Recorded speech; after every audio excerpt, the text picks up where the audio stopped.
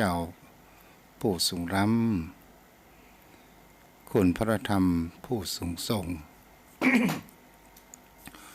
คุณพระสงฆ์สาวกผู้ประเสริฐรวมก่อให้เกิดเป็นพระรัตนตรัยอันเป็นที่พึ่งที่สักการะบูชาของเทวดาและมนุษย์ทั้งหลายและขอถวายความเคารพนบนอบน้อมไว้สามายังครูบาอาจารย์พระเถรานุเถระพระภิกษุสงฆ์สามเณรพระสังฆาธิการผู้รับฟังอยู่บางครั้งบางคราวตัวก้าวกับผมอาจจะโอ้จาผิดพลาดก็ขออภัยสุมาไว้ณโอกาสนี้ตัวและขอเจริญพรมายังป้อออกไม่ออกศรัทธาเจ้าพ่อเจ้าแม่อันมีป้อมหม่อนแม่หม่อนป้ออุ้ยแม่อุ้ยพี่ป้าน้าอาท่านผู้ฟังผู้มีบุญทุกท่านที่ติดตามรับฟังธรรมะยามดึกทางสถานีวิทยุเพื่อการศึกษาพระพุทธศาสนาและวัฒนธรรมจังหวัดเชียงใหม่ 104.5 เมกะเฮิรตซ์ออกจากห้องส่งวัดทุ่งผักเก็ตไปส่งถึงริงสัญญาณไปถึงวัดฝายหินโดยความเมตตาธรรมของท่านอาจารย์พระครูสมุวิศวัตรวรกิจโจผู้เปลี่ยนไปด้วยแห่งความเมตตาผู้มีจิตใจมุ่งมั่นในการเผยแผ่ธรรมมาณโอกาสนี้ตัวชมพ่อชมแม่วันนี้เราก็มาอยู่กับกันในเดือน6เหนือขึ้น7ค่ำวันพรุ่งนี้ก็เป็นวันศีลวันพระชมพ่อชมแม่วันเวลาก็ผ่านไปช่วงนี้ก็อยู่ในแห่งเขาว่าฤดูร้อนหน้าแล้งสิ่งที่ควรระมัดระวังก็คือเรื่องฝุ่นเรื่องไฟเจ้าพ่อเจ้าแม่ก็ควรมีสติอย่าประมาทในบางครั้งบางคราวเราอาจจะตามฝุ่นตามไฟดังไฟอะไรก็ตามก็ขอให้ดับให้มันมิดตลอดจนถึงไฟฟ้าในบ้านในจองเราก็สำรวจมันสำรวจห้องเพราะว่าสิ่งเหล่านี้มันเกิดขึ้นถ้าเรามีความประมาทมันอาจจะเกิดขึ้นก็ว่าได้ด้วยความเป็นห่วงจากทุกเจ้าวัดทุ่งผักเก็ตเนาะเจ้าพ่อเจ้าแม่วันนี้เรามาอู้จากันเกี่ยวกับเรื่องคติธรรมธรรมะเจ้าพ่อเจ้าแม่นั้นวันนี้จะอู้ถึงแห่งเขาว่าความชนะความชนะครูบาอาจารย์เปิดได้อู้ได้จ่าไว้ว่าการชนะเป็นสิ่งที่คนเฮานั้นต้องการมากที่สุดแต่ความชนะมีอยู่ทั้งภายนอกและภายในการชนะศัตรูโดยอาวุธต่างๆมันจะมีแต่ความอาฆาตแค้นเกิดขึ้นเพราะว่าชนะด้วยอาวุธจะสิ้นสุดด้วยความแค้นแต่ถ้าว่าชนะด้วยธรรมจะทำให้จิตใจเฮานั้นสูงส่งการชนะจิตใจของตัวเองนั้นเป็นสิ่งที่คนเฮานั้นต้องการและก็เป็นสิ่งที่ทำให้เฮานั้นเปิ้นว่าอัตตาหาเวชิตังเฉยโยการชนะตนนั่นแหละเป็นดีโยมพ่อโยมแม่การ คำว่าผู้คนเฮาทั้งหลายส่วนใหญ่แล้วเฮาจะมีความพ่ายแพ้ในจิตใจของตัวเองเป็นอยู่ประจำอยู่เสมอก็คือจิตใจของคนเฮานั้นบางสิ่งบางอย่างมันก็ตกอยู่ในใต้อำนาจแห่งกิเลสตัณหาต่างๆแต่ผู้คนเฮาทั้งหลายชอบชนะคนอื่นโดยกำอูกำจ๋าโดยอาวุธอาวุธไปต่างๆนานาโดยใจการกำด้วยการใจกำลังประหัตประหารเกิดขึ้นทั้งที่ผู้คนเฮานั้นรู้อยู่เสมอว่าสุดท้ายมันก็จะต้องมีความคาดแค้นเกิดขึ้นวันนี้เราอาจจะชนะเขาแต่เราก็ถือว่าเรานั้นเป็นผู้ก่อเวรโดยอัตโนมัติวันหน้าเขาก็จะมาเปิดห้องว่าจะมาทำร้ายเราอาจจะพ่ายแพ้เกิดขึ้นก็ได้มันมีความจีรังได้อย่างยืนแต่การชนะจิตใจของตัวเองนั้นเป็นสิ่งที่ประเสริฐมากที่สุดโยมพ่อโยมแม่แต่เป็นการชนะที่ทำได้ยากแต่ก็สามารถที่จะทำได้เพราะว่าเพราะว่าผู้คนเฮานั้นที่เฮาอู้จากการว่าเอาแต่ใจตัวเองอย่างนี้เป็นต้นก็หมายถึงว่าบางสิ่งบางอย่าง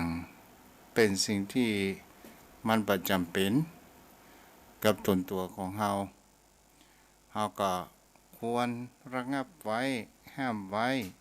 ามจิตใจของตัวเองถ้าเฮาห้ามได้นั้นก็เป็นสิ่งที่ดีมากที่สุดก่อนที่อย่างจะเกิดขึ้นในข้างหน้าอย่างนี้เป็นต้นโยมพ่อโยมแม่และต่อมากับเรื่องที่สองประการที่สองในเรื่องแห่งคำว่าธรรมของคนดีหรือว่าสาธุนรธรรมศรัทธาญาติโยมทั้งหลายในเรื่องนี้เราจะเห็นได้ว่าผู้คนเราทั้งหลายคนทุกคนนั้นอยากจะเป็นคนดีเหมือนกันทุกคนตั้งแต่เล็กแต่น้อยพ่อแม่สั่งสอนอบรมก็เพื่อที่จะให้เป็นคนดีแต่ผู้คนเราทั้งหลายเวลาเติบโตใหญ่มามันก็มีไปต่างๆบางครั้งบางคราวก็ต้นของว่าเป็นคนที่ก็บ่เป็นคนดีเนาะเฮาอู้กันง่ายธรรมะที่จะทำให้ผู้คนเฮานั้นได้เป็นคนดีกันมีอันอย่างพ้องสาธุนรธรรมประการแรกโยมพ่อโยมแม่ก็คือข้อที่หนึ่งก็คือเดินทางตามที่ท่านผู้รู้ได้เดินมาแล้วสองบ่เผามืออันจุ่มหรือว่าไม่เผามืออันชุ่มเสียขออู้เป็นภาษาไทยเนาะสามไม่ประทุษร้ายมิตรสี่ไม่ตกอยู่ในอำนาจของอิสตรีจมพ่อโยมแม่สี่ข้อนี้เป็นสิ่งที่ผู้คนเราถ้าเราอยากจะเป็นคนดีเราก็จะต้องมาขยายความกันรับฟังกันไปคำว่าสาธุนรธรรมข้อแรกก็คือเดินตามทางที่ท่านผู้รู้ได้เดินมาแล้วก็หมายถึงว่าเรื่องประสบการณ์ของบรรพบุรุษของเราจะเป็นพ่อจะเป็นแม่จะเป็นพ่ออุ้ยแม่อุ้ยพ่อมนแม่มนก็ตามก็เป็นสิ่งที่เพื่อนนั้นผ่านร้อนผ่านหนาวผ่านมาต่างๆนานาเกิดขึ้นความหมายของเขาว่าเดินตามทางที่ท่านผู้รู้ได้เดินมาแล้ว ความหมายของมันก็คือการรู้จักคุณของผู้มีพระคุณก็คือความกตัญญูถ้าหมู่เฮาทำกับผู้บ่มีผู้ไม่มีผู้บ่มีคุณธรรมอาจจะได้ผลน้อยมาได้หรือบ่ได้ผลหรือได้ผลร้ายอย่างนี้เป็นต้นยมพ่อยมแม่ในเรื่องนี้เราก็จะอู้ถึงคำว่าการรู้จักคุณจักบุญของผู้คนเฮาทั้งหลายแม้ข้าวหนึ่งจานก็ถือว่าเป็นสิ่งที่ก่อให้เกิดแห่งเขาว่าบุญคุณหรือบางสิ่งบางอย่างกำอู้กำจ๋ากัลยาณมิตรอันเป็นคนดีที่คอยตักเตือนเฮานั้นอยู่เสมอความแห่งคำว่าความกตัญญูต่อผู้มีคุณธรรมหมายถึงบุคคลที่ประกอบไปด้วยจิตใจอันมีความเมตตาพรหมวิหารทั้งสี่เฮาก็จะเป็นสิ่งที่เฮาจะอ่านได้เป็นสิ่งที่ทุกเจ้าได้อู้ไปแล้วว่าก็คือบุคคลที่มีความเสียสละบุคคลที่มีความซื่อสัตย์ต่างๆบุคคลที่ได้ทำแห่งคำว่าพ้นเขาว่าปุพกรีก็คือบุคคลที่กระทำต่อเฮาก่อนแล้วเฮากระทำทีหลังก็คือมีความกตัญญูต่อผู้มีพระคุณนั่นเองยมพ่อยมแม่ในเรื่องนี้ก็เป็นสิ่งที่ผู้คนเฮาทั้งหลายเพราะว่าบางครั้งบางคราวผู้คนเฮานั้นถ้าเฮาทำบุญกุศลที่มันถูกที่ถูกทางสำหรับบุคคลผู้มีคุณธรรมแต่บางครั้งบางคราวเฮาอาจจะทำกับบุคคลผู้บ่มีคุณธรรมบ่มีแข่งคำว่าผมวิหารทั้งสี่มันอาจจะได้ผลน้อยหรือบ่ได้ผลหรือกับเป็นผลร้ายเกิดขึ้นอย่างกับนิทานในเรื่องราชสีห์ก็คือไปกินเนื้อหรือว่าไปกินหมูกวางหมูฟันอะไรอย่างก็ตามบังเอิญตกมาอยู่วันหนึ่งกระดูกติดคอสลายอย่าจมถ้าเป็นผู้คนกับก้างติดคอเนาะกระดูกติดคอก็บ่ฮู้จะแยกอย่างใดบังเอิญนกหัวขวานนั้นเอาไม้กำไว้ในปากของราชสีห์แล้วก็นกหัวขวานตัวนี้ก็ได้ไปเอาเศษกระดูกออกจากปากแล้วนกหัวขวานเอากระดูกออกจากปากแล้วของราชสีห์แล้วก็บินขึ้นไปสาธาญาติโยมทั้งหลายราชสีห์นี้ก็ถือว่าเป็นสัตว์ใหญ่แต่ก็เป็นสิ่งที่ว่าชอบปลาเนื้อ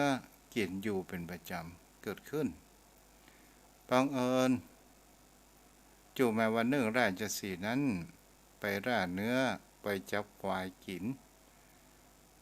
นกหัวขวานก็ได้มาลองจิตลองใจขอแบ่งเนื้อ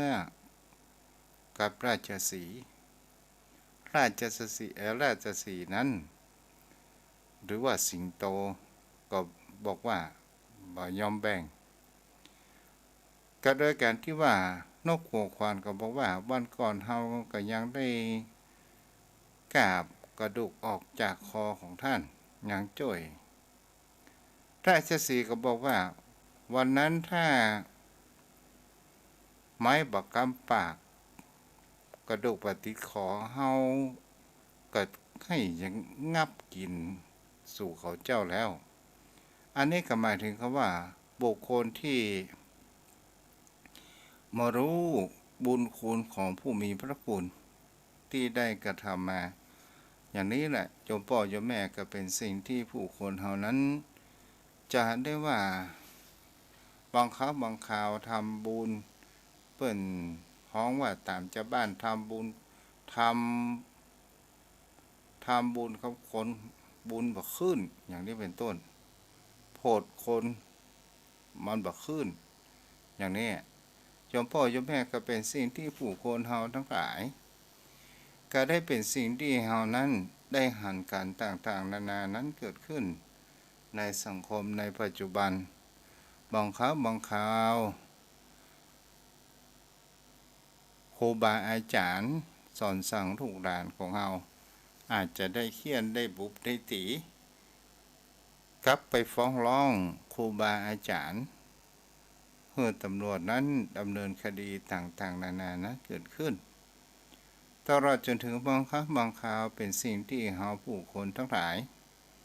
อย่างกับพระสงฆ์องค์ข้าเจ้าเทพเปิ้นอยู่วัดจุยะอยู่วาวัดพัฒนาวัดวาอารามมีความเจริญรุ่งเรืองเกิดขึ้น ไปต่างๆตกมาอยู่วันหนึ่งสดายญาติโยมทั้งหลายบังเอิญพระสงฆ์องค์ข้าเจ้ามีผู้ปองร้าย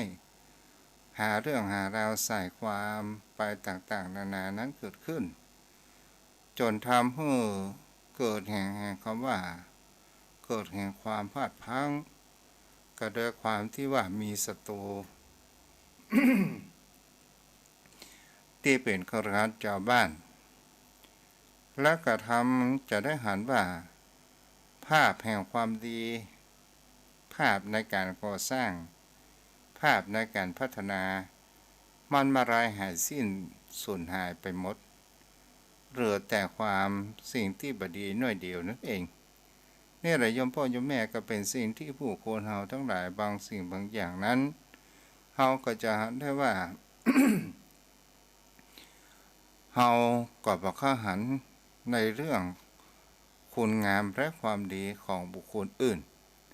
แต่เรื่องแห่งความบดีนั้นผู้คนเฮาทั้งหลายชอบสอดรู้สอดหันกันเป็นประจำเกิดขึ้นแต่ข่าวทางด้านดีๆนั้นคนเฮานั้นบ่อวดมาอ้างแต่บางครั้งบางคราวคนเฮานั้นจะเป็นสิ่งที่เฮาผู้คนทั้งหลายก็หันได้ว่าจะชอบจับผิดหรือว่าบางครั้งบางคราวผู้นำจะเป็นปลดหลวงกำนันนายกอันยังก็ตามบางสิ่งบางอย่างที่เพิ่นได้ทำมาแต่บางครั้งบางคราวคนเฮานั้นมันผิดพลาดเล็กๆน้อยๆเฮามีความมุอภัยและเฮาได้ไปโตยกับคนพาลก็คือคนที่จับผิดจ้องร้ายมันก็มีหลากหลายเรื่องราวแต่ละวัดแต่ละวาแต่ละที่แต่ละต่างมันก็เกิดขึ้นนี่แหละโยมพ่อโยมแม่ก็เป็นสิ่งที่เฮาทั้งหลายเฮาก็ต้องรู้จักแห่งเขาว่าเดินตามรู้จักแห่งเขาว่ากตัญญูความกตัญญูก็คือหมายถึงแห่งสัญลักษณ์แห่งความว่าเป็นคนดีนั่นเองศรัทธาญาติโยมต่อมาเรื่องประการที่สองสาธุนรธรรมข้อที่สองก็คือปอพอมืออันจุ่มเสียเจ้าพ่อเจ้าแม่บางข้างบางคนก็มีความคิดไปต่างๆนานาว่ามันหมายถึงอะไรอย่างนั้นเองปอพอปอพอมืออันจุ่มเสียก็หมายความว่าเฮาบ่ควรไปประทุษร้ายท่านผู้มีพระคุณตลอดจนถึงสมัยก่อนเขาจะต้องล้างมือแล้วหยิบของหื้อเมื่อมือจึงจุ่มอยู่เสมอก็คือหื้อคนอื่นบ่อยๆกันในเรื่องนี้ก็หมายถึงเขาว่าเฮาบ่ควรที่จะไปรูปสร้ายจะเป็นผู้คนเฮาก็ตามจะเป็นสิ่งที่ทำให้เป็นเปิดเขาว่าให้มีพระคุณต่อเฮา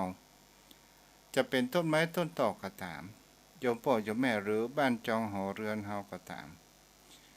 ผู้มีพระคุณของเฮานั้นมีหลายอย่างหลายประการตัวกันถ้าเป็นผู้คนเฮาก็คือบุคคลที่ให้โอกาส ฮื้อกำลังอกกำลังใจฮื้อความคิดฮื้อเงินฮื้อทองฮื้อสิ่งของต่างๆนานาและก็เป็นสิ่งที่ผู้คนเฮาทั้งหลายบางสิ่งบางอย่างบางคนนั้นก็ลืมท่านผู้มีพระคุณแต่บุคคลผู้บ่ลืมพระมีพระคุณแม้กระทั่งว่า ขออภัยเนาะบ้านจองหอเรือนก็เป็นสิ่งที่ผู้คนเฮาทั้งหลายเฮาก็ควรที่จะรู้จักแห่เขาว่าพระคุณของบ้านเฮาก็จะต้องทำให้มีความสะอาดสะอ้านนั้นเกิดขึ้นตลอดจนถึงว่าต้นไม้ที่เฮาได้เพิ่งโพเพิ่งร่มห่มไม้อาศัยต่างๆนานานั้นเกิดขึ้นเฮาบ่ควรที่จะไปฟันไปหานเพราะว่าต้นไม้นั้นมันก็ให้ร่มเงาสาขานั้นเกิดขึ้นแต่ถ้าว่าเฮาตกแต่งนั้นก็ไปแห่งเรื่องนึงเจ้าพ่อเจ้าแม่ก็เป็นสิ่งที่ผู้คนเฮาทั้งหลายบางครั้งบางคราวต้นไม้ใหญ่ที่มันให้ร่มบังแดดบังแดดบังฝนอะไรอย่างให้เฮาเจ้าพ่อเจ้าแม่เฮาก็ลองสังเกตว่าบางครั้งบางคราวเฮาได้ไปเพิ่งพิงอาศัยนี้ในร่มได้ไปนอนไปเอนก็ว่ากันไปเจ้าพ่อเจ้าแม่ก็เป็นสิ่งที่ผู้คนเฮาทั้งหลายเฮาก็จะอ่านกันได้ว่าสิ่งเหล่านี้เนี่ยเฮาก็บ่ควรที่จะลืมพระคุณของแม้กระทั่งต้นไม้ต้นตอกนี่ก็คือสาธุนรธรรมข้อที่สองต่อมาก็คือสาธุนรธรรมข้อที่สามก็คือบาทบสลายมิตรก็คือมิตรก็หมายถึงเขาว่าบุคคลที่เฮามีความเคารพนับถือมีความเอื้อเฟื้อเผื่อแผ่รู้จักว่าสิ่งใดดีสิ่งใดบ่ดีสิ่งใดที่มีประโยชน์มากสิ่งใดที่มีประโยชน์น้อยสิ่งใดถูกต้องและบ่ถูกต้องชมพ่อเจ้าแม่ก็เป็นสิ่งที่ผู้คนเฮาทั้งหลายเฮาบ่ควรที่จะประทุษร้ายมิตรผู้มีพระคุณต่อตนตัวของเฮานั่นเองบางสิ่งบางอย่างกำอู้กำจ๋าเฮาจะอาจมีความพลาดพลั้งมีความโกรธความเกลียดความอาฆาตแค้นเกิดขึ้นกับมิตรที่เฮาคบกันมาเป็น10 ปี20 ปีและตกมาอยู่วันหนึ่งเฮามีเกิดความเข้าใจผิดกันและมีความทะเลาะกันและเฮาบ่ควรที่จะไปทุบทำลายมิตรนั่นเองเจ้าพ่อเจ้าแม่มีโฆษณานั้นโฆษณาหนึ่งเจ้าพ่อเจ้าแม่ก็คงจะจำได้โฆษณาของประกันชีวิตที่ผู้ชายอยู่คนหนึ่งที่เป็นผู้ชายที่มีความเร่ร่อนมามีที่อยู่อาศัยเป็น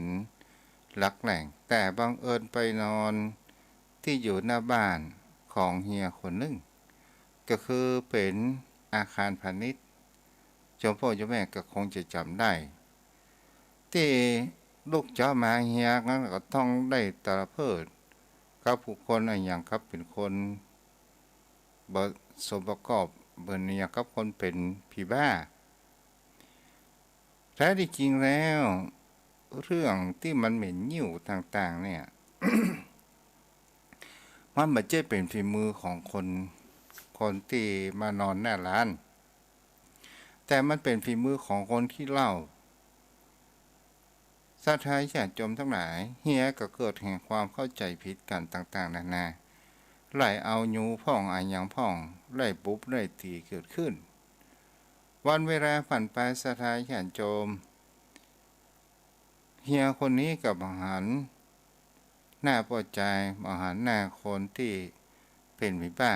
แต่ก็ยังมีแห่งเขาว่าสติอยู่โยมพ่อโยมแม่ก็ได้ถาม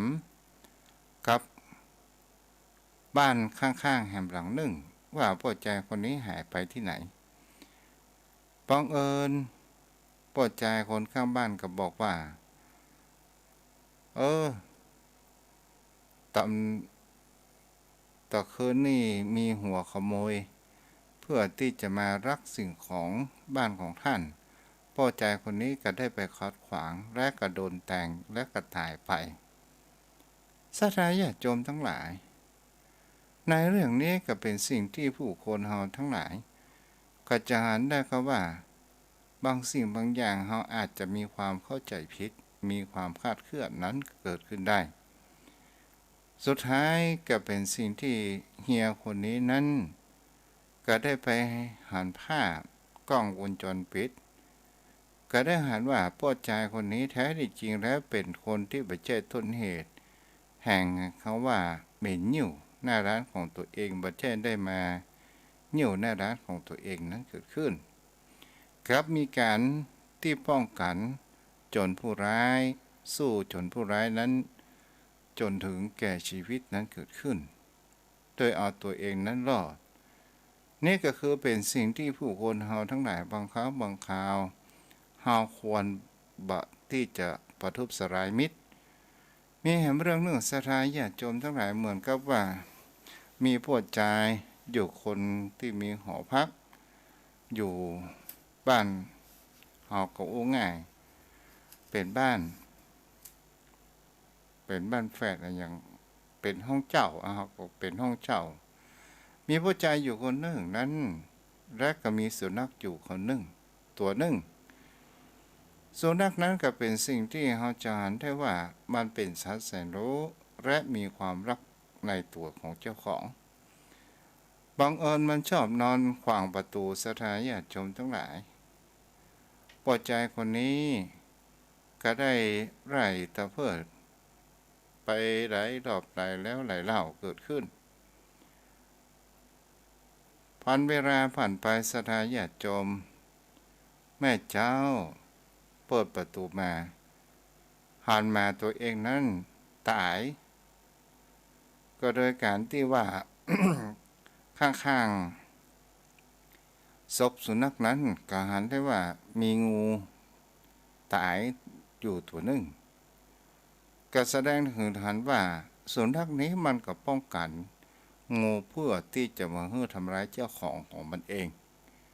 นี่ก็เป็นสิ่งที่ผู้คนเฮาทั้งหลายจะเห็นได้ว่าบางครั้งบางคราวเรื่องในสิ่งที่คนเฮาบ่รู้ทั้งเสียหมดบ่รู้ทั้งต้นเหตุปลายเหตุและกระทำเกิดมีความทะเลาะและกระทำร้ายมิตรและเฮาก็จะเสียแห่งคำว่ามิตรนั้นไปทางที่ดีที่สุดนั้นก็คือเฮานั้นเป็นผู้รักกัลยาณมิตรผู้ที่นำชี้ทางไปในทางที่ถูกต้องเหมือนดังเรามีโจรอยู่พวกหนึ่งเป็นผู้ที่มีเปิ้นเขาว่าเขาอยากมาแพงก็คำว่าเป็นโจรก็คือหัวขโมยโจรก็คือโจรศรัทธาญาติโยมทั้งหลายบางก็ไปลักเข้าลักของที่หั่นที่นี่ตลอดจนถึงแม้กระทั่งวัดมันก็บ่เว้นศรัทธาญาติโยมบังเอิญนั้นไปเพื่อที่จะไปลักขโมยวันถึงบังเอิญเจ้าอาวาสนั้นได้ไปพบไปปะใส่แต่เจ้าอาวาสการว่าหัวขโมยมีเพียงแค่2 คนเท่านั้นก็ได้ห้องมาและได้มาอบรมและก็ได้ทำอาหารการกินสู่เลี้ยงเกิดขึ้น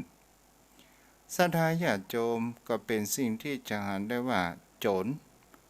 แท้ที่จริงก็มีใจที่มีความโหดเหี้ยมและบ่มีความปราณีใดๆทั้งสิ้นแต่บังเอิญนี้โจรกลับใจโดยคำว่าได้เข้าได้กินอาหารของวัดของวา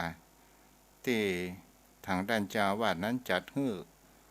สุดท้ายโจรนี้ก็มีความรักในตัวของเจ้าอาวาสปกป้องเจ้าอาวาสไปต่างๆนานานั้นเกิดขึ้นต่อมาก็คือเฮาบ่ควรที่จะตกอยู่ในอำนาจของอิสตรีคำว่าอิสตรีในที่นี้ก็คือหมายถึงเขาว่าแม่หญิงที่บ่มีคุณธรรมเ เป็นแม่หญิงที่ชอบเอาเรื่องผัวไปโฆษณาให้กับคนอื่นต่างข้างนอกหรือบังคับบางคราว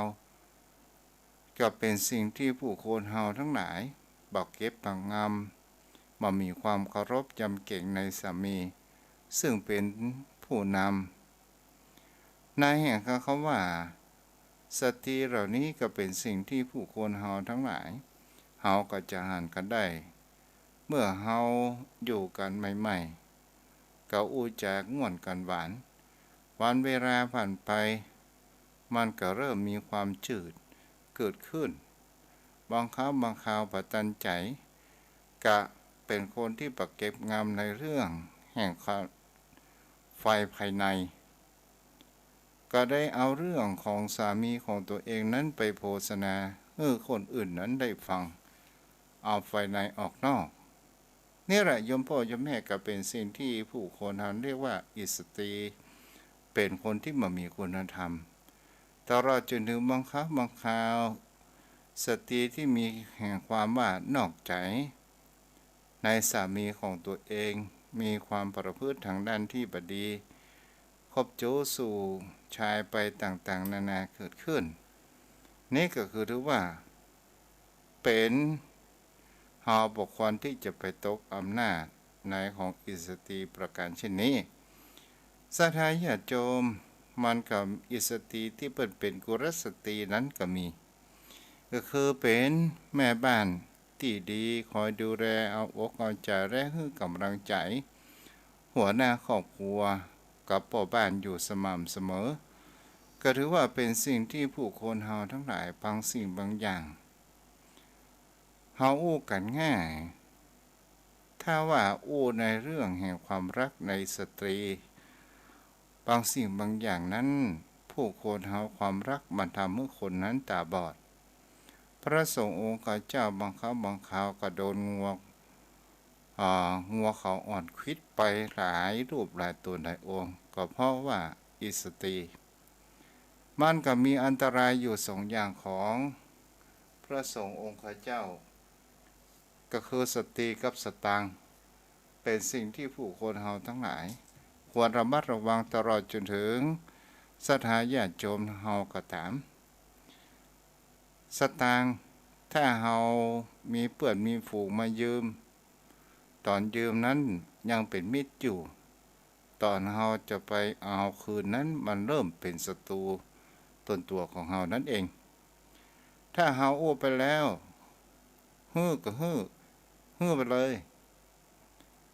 แต่ถ้าว่ายืมมันก็จะปันผูกจะเอามาซ่าอย่างนี้นะเจ้าพ่อเจ้าแม่ตอนสุดท้ายมันก็บิดผิวกันไปเป็นพร้อมเถอะเด้อเดือนหน้าก่อน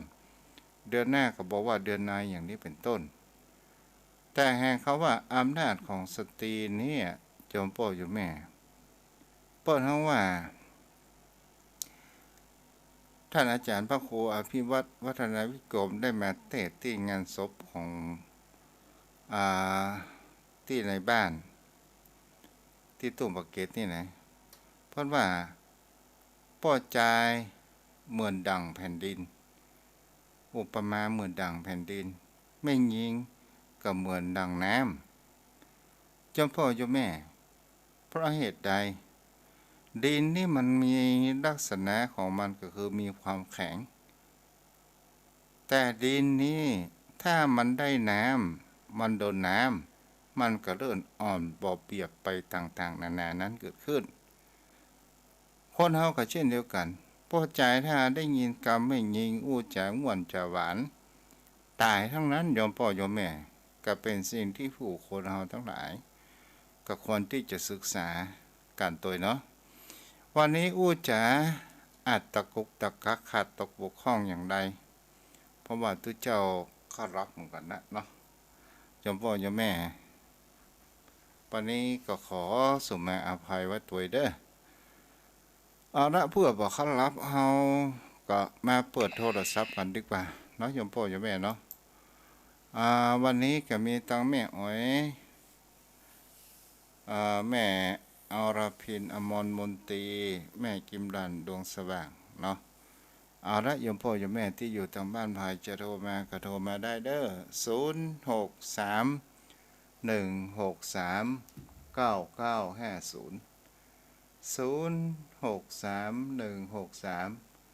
9950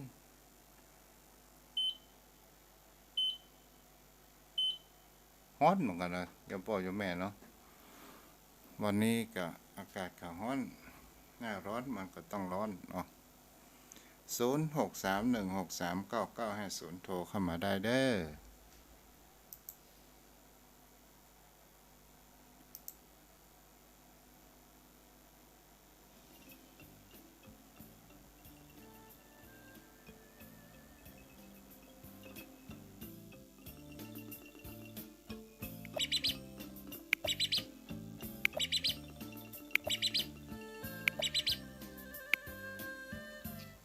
เจริญพรกลับไปซะท่านเจ้า จ้าแม่ แม่ฟังอยู่เน้อ แก่ซ้อน เจ้า เป็นได้พ่อฮ้อนก่อ ฮ้อนเจ้า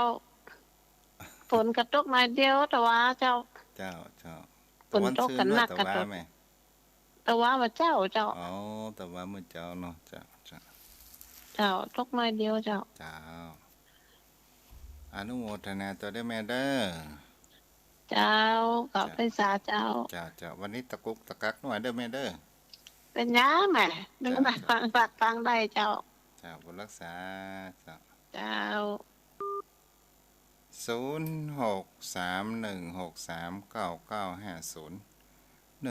194ของภายเนาะโทรเข้ามาได้เด้อ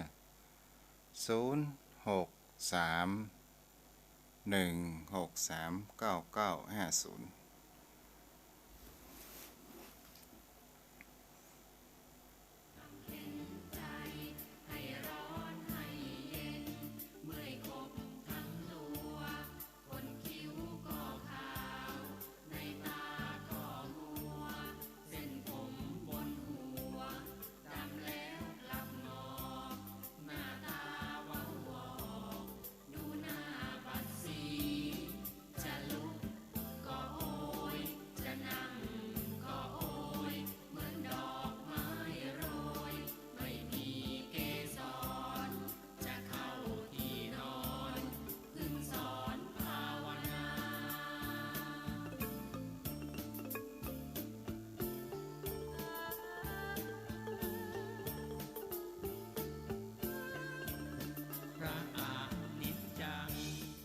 เอาละโยมพ่อโยมแม่เนาะวันนี้ทุกเจ้าขลับเด้อขอเพลงฟังเพลงพิจารณาสังขารนี้ไปเนาะวันพวกเฮาก็มาอยู่กันใหม่เด้อโยมพ่อโยมแม่ ขอบุญกินบุญทานรักษาอายุวโนสุขังพลังเด้อนอนรับฝันดี